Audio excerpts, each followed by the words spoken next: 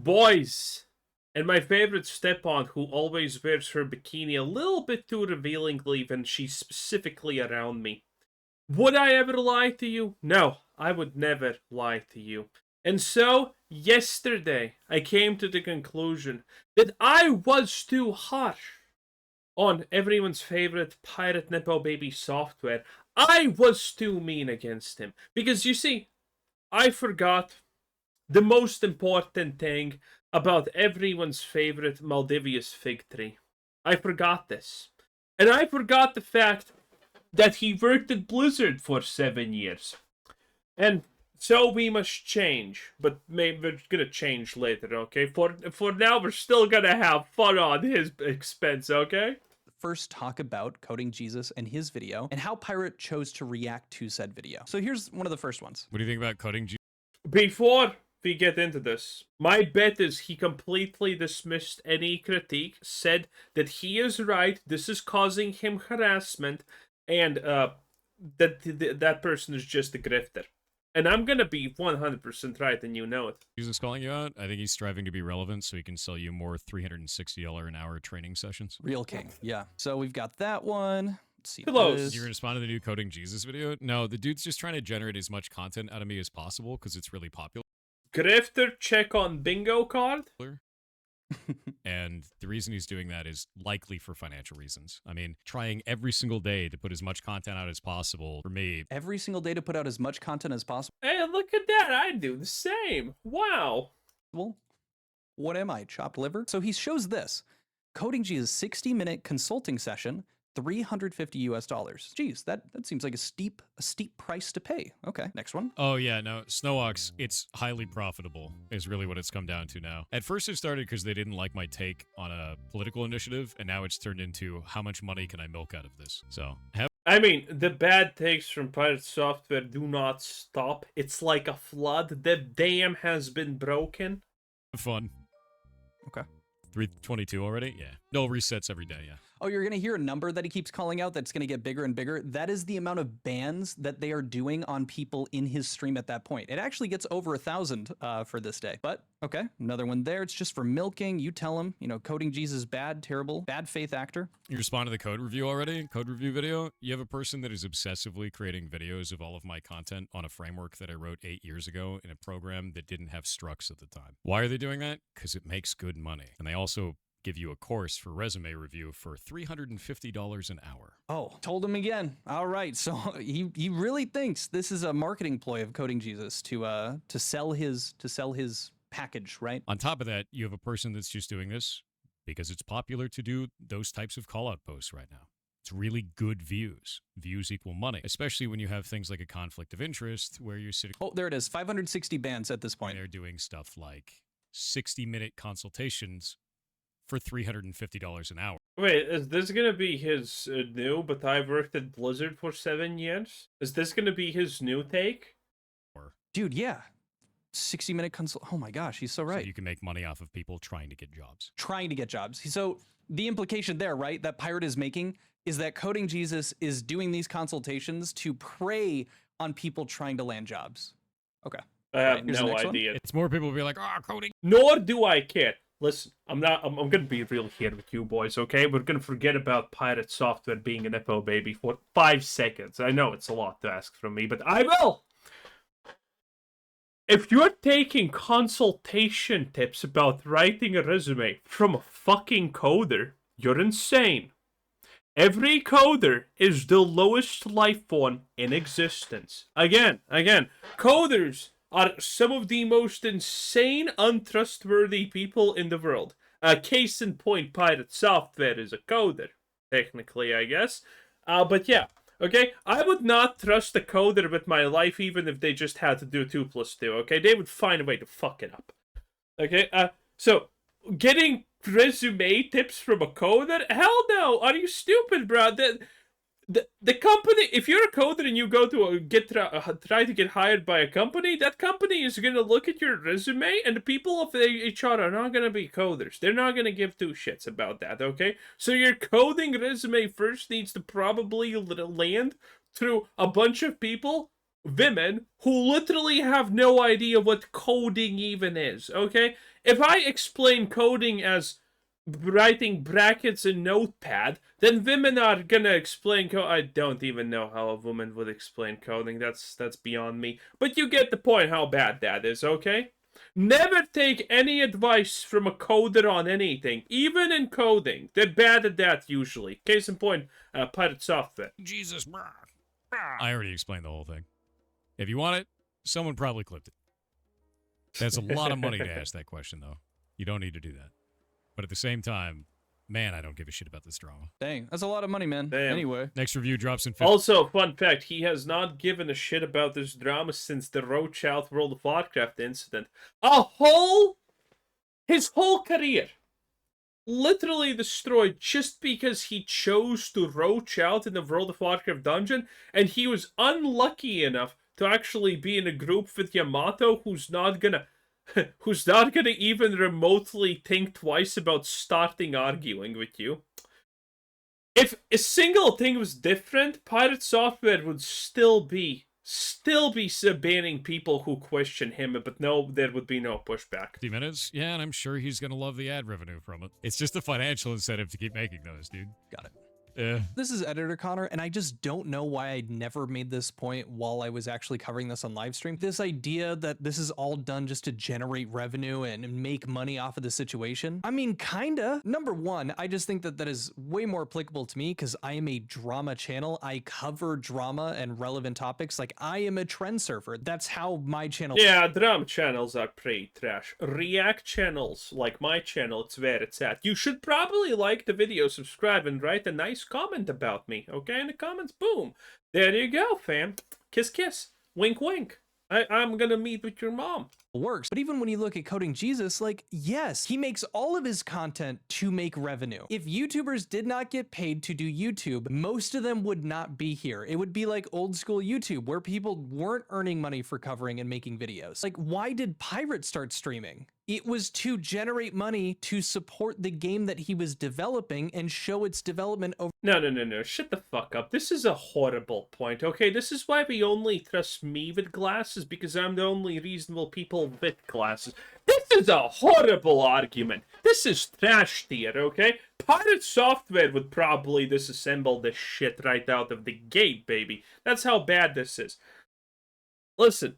The argument against this is... I actually forgot what's the argument against this. I'll remember it at some point, but none of this mattered. Oh, right, actually. I remembered what's the actual argument against this. It's the fact that Pirate Software covers drama. He would be talking about all the popular things that's currently happening. He would be talking about all the drama, okay? He would not shy away from it. The only reason Pirate Software is calling drama bad is because it's his drama. That's it, okay? There's tons of people like that. The moment it's drama, 10 out of 10, 2 thumbs up, baby boo. The moment it's drama about yourself, whoa, we're taking it a little bit too far here, boys. This is not real drama. You should not be talking about this, and everyone who does is evil, okay? It's just pure hypocrisy. Drama about you, bad. Drama about anyone else, acceptable. Over the course of time. His excuse for why he isn't working on Heartbound more now is because he's streaming to make money so that he can help with the ferret rescue and the 17 employees that he's hired with the moderators and all the full-time stuff. I think he's being a bit reductive when he's saying it's just for the money, because I like to do something where I'm trying to give more of a balanced take, give you guys both sides of it. In Coding Jesus, as you're just about to see, it's not like he's only making drama content. He is a plethora. He's already well over 100k subs before this Pirate Software stuff started. He's helping other people that like to code or are looking to do it as a profession. He's helping them and teaching. Okay. Stop with the glazing, okay? Coding Jesus, I haven't checked it, but I am willing to bet everything I had on the fact that Coding Jesus made a video. It got a lot of views, and Coding Jesus like, oh, I'm gonna do this again, okay? There's nothing wrong with just farming Pirate Software. This is how the world works. Simple, okay? There's nothing to be ashamed of. Them ways to better optimize their code and learn together and help improve each other. And you don't have to take my word for it. You'll see that shortly, but I just... Listen, okay. If the video he shows, because he just said that he's gonna show something, if the video has Pirate Software's name in it, it's farming Pirate Software, okay? If you want to just help people learn the code, don't give me that shit. You can leave Pirate Software's name out of it, you know? But it's probably going to have Pirate Software, I would guess. I wanted to throw this in there because I never really go in depth about that point. He charges $350 to review what now? He charges $350 to review a resume for 1 hour. And that is a public thing that he put up. It's Damn, public, I could do that. How ridiculous that's public, right? For a dude calling himself Jesus, he's pretty good at casting the first stone, let me tell you. All right, this kind of goes hard. All right, you can give shit to Thor for anything. That off the dome, kind of a bar. True or not, kind of a bar. I think Coding Jesus can admit it as well. He kind of cooked there. For a dude calling himself Jesus, he's pretty good at casting the first stone. Damn! You tell him, man. At the end of the day, Pirate deserves call-outs when he's got some good shit. Like he thought about that one for a while. He pulled that right off the notes app. Yeah. And then I think, okay, the last one that I have here, and I missed like the last 2 hours weren't saved here, but it's like one more time that he shows the smart fridge shit. And then we got this. Thor might have some really bad code. Bro, that framework was written 8 years ago in GameMaker Studio 1.4 before Strux existed. 8 years ago. Okay. He's reviewing a framework that's 8 years old on a game that still runs perfectly. Still runs perfectly, yeah. It's literally just to farm you for ad revenue. That's what we got to start with, and then I have these other colors here. But let's address that first, because I actually spoke with Coding Jesus, and I got a bit of information with him that I'd like to share with you guys. So this $350 session, I wonder what that entails. Let's take a look, yeah? So this is Coding Jesus's response. Has 5 years as a C++ low level in proprietary quantitative trading. Number 2, he's been offering this specific thing for 3 to 3.5 years. The first 2, it was $150 an hour. And then I got overwhelmed and decided to purposefully make it expensive to prevent so many people from booking my time. Last 1.5 years, I lifted it. So he raised it then. Okay. So fun fact, I'm an acting coach. Wait, so this is no longer a thing? I did acting coaching for about 2 years, and then you look like a theater kid. haven't really done any recently. I started by charging $30 an hour. By the end of it, because I was working with more people, I had raised the price to $90 an hour because yeah, that's how these things work. I don't know why we're explaining basic shit. it came with my experience and the fact that I was able to help book people. That's why you raise your prices, because you gain expertise, you gain skills, you gain a resume to kind of, proof of concept that I know what I'm doing and I'm helping people. So no, you what, bro? What the fuck? What was that? No, that's not even what Coding Jesus said. How do you, what the, you raise the price of your service because there's too many people asking for your service. That's why you raise the price. The moment you raise the price, less people buy the service. And there is a sweet spot. And this is a thing in finance, sales, and everything. There's these two magical bars. One is price, one is customer amount, okay? The more you increase the price, the more profit you think you make. But that's actually completely dependent on the customer amount bar. And there is this sweet middle spot where the price is as high as it can be with the still maximum amount of buyers. Okay, let me give you the easiest math example. If you have a product that costs $50 and you have 10 people buying it, how much are you making? You're making $500.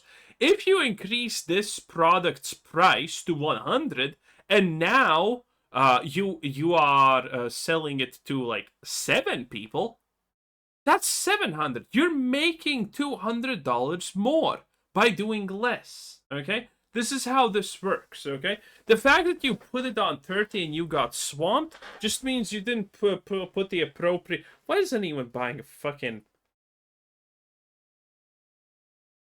theater kid experience? What?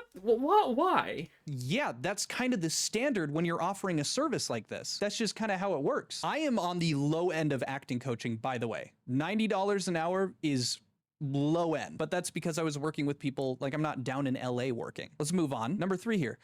that I did for free, but prioritize members if there were any, and you need to pay at least $1.99 to be a member. So it's essentially $1.99 for half an hour, lol, essentially free. So he was doing this for his members on live streams regardless. And then here, number 4, I also do hundreds of free— Wait. Doing this for your members on live streams is fine, but the whole point is about you having selling it in the first place. Is this still a thing that happens? free mock technical interviews live for anyone who wants to call in. And then he included 4, 8, 12, 16 of these live streams where he was doing what he is offering for free. And then over here, I do bi-weekly calls with my patrons. I mean, yeah.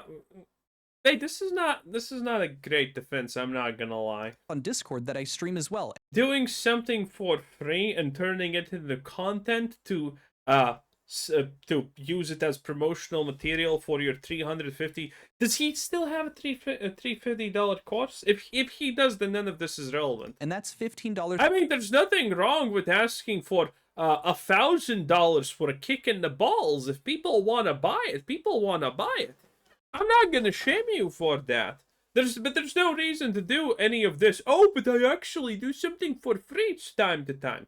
Yes, so do fucking lawyers. A month for access. So I have a range of services at various price points. The more— Okay, listen. We need a little bit more of that pirate software goodness, okay?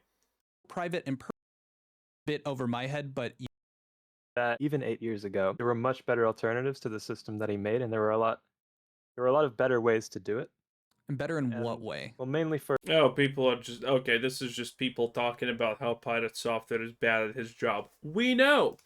Let's actually hear pirate software do things in here. So here's my issue. Even myself not understanding the 8-year thing, the struts, understanding how to code it in a more optimized way, or if that even matters, my biggest issue stems from his defense that he used, I think 8 or 10 times, which was that it doesn't matter that the game has these issues. It doesn't matter that it was coded improperly or that it could have been coded better. What matters is that Heartbound can run on a smart fridge. Now, okay, that's also a stupid argument. If you code something and you get yandere dev levels of autism, that's completely fine. No one can actually even say anything negative about you. When it becomes a problem is when you are pirate software and you're trying to be like, I teach people how to code, and my code is yandere dev levels of autism.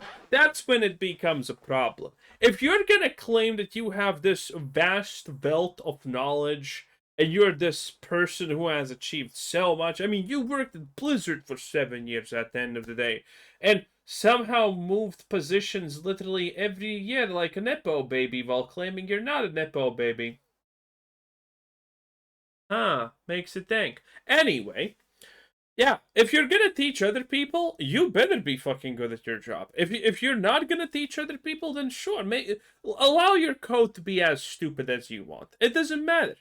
But if you're gonna teach people, don't teach them the wrong things. That's the point. not only did he say this, like I said, he said it nearly 10 times, and he also showed a video showcasing that. So first, let's go over every single time that he is talking about the fact that it runs on a smart fridge. The thing that's really funny about that, Heartbound was made in GMS 1.4. Yeah, structs didn't exist in that version. Never needed to update the framework because it still works in GMS 2. Doing a refactor for the sake of getting more performance out of something that runs on a smart fridge is kind of stupid and masturbatory at that point, man. And there's no reason for me to update it now because it runs on a smart fridge. Here's another. Heartbound runs on a smart fridge, so... Runs on a smart fridge, that's huge. And I could update now to have structs, but the framework doesn't need it because it runs perfectly, literally maximum frame rate that I need on a smart fridge. A smart fridge, right. The thing that's even weirder about that is the framework that they were reviewing on that, I wrote Works on a smart fridge? 8 years ago in Game Maker Studio 1.4. Structs didn't exist then. So like, why would I refactor that to add that later when it runs on a smart fridge? You looking forward to the next code review on the code I Wow, he repeats everything, huh? wrote 8 years ago in a framework that didn't have structs at the time that I don't need to update because I'm literally just writing dialogue for it, you know, the one that runs on a smart fridge still, there's absolutely no reason for me to update that framework because it is efficient enough to run on a smart fridge at maximum capacity. So there he says it directly. There's absolutely no reason for me to update that framework because it is efficient enough to run on a smart fridge at maximum capacity. Because it runs on a smart fridge, your opinion is doo-doo better, and it sucks. It runs on a smart fridge, eat my balls. Heartburn runs at 20 FPS? No, it doesn't. The shit runs at 60 FPS on a freaking smart fridge. As you find Wait, it's a pixel game where nothing moves. Does FPS even matter for those games? It's like playing this first or second Pokemon game and being like, oh wow, I'm only getting 20 FPS. Does he have legitimate critique? He's critiquing 8-year-old code that was written in GameMaker Studio version 1.4 in a framework that doesn't need to be updated performance because it runs on a smart fridge. Because it runs on a smart fridge, ladies and gentlemen. And just in case you didn't hear that the last, I don't know, bajillion times, here it is one more time. You'd still shit today. It runs at 60 FPS on a smart fridge. It doesn't need to change. Literally runs on a smart fridge. So, runs on a smart fridge. Now, I've been holding something away from you guys here. Structs. I thought they were struts this entire time. Shows my intelligence here. This smart fridge claim. Well, does he have any evidence to back up this claim that it runs on a smart fridge? He does. Matter of fact, he shows that evidence 4 times on stream. I believe actually 5, but that was at the end of the stream. Matter of fact, actually, let me just show you the video because we have a link to it that is unlisted. Also, just really quick. So this is made by someone who listened to Thor saying, hey, if you make Heartbound work on a smart fridge, I'll send you a challenge coin. Do not send any hate to this person. They were kind of doing that. This is, you know, during that time. So again, please don't go after this dude. Game on.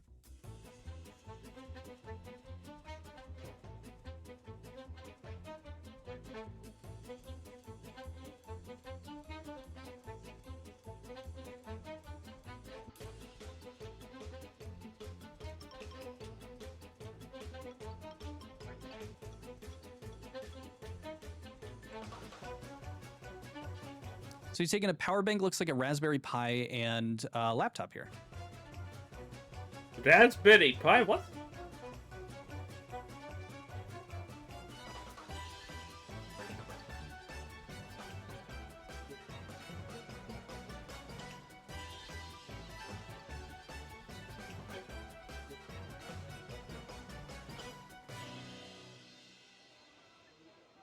Yo.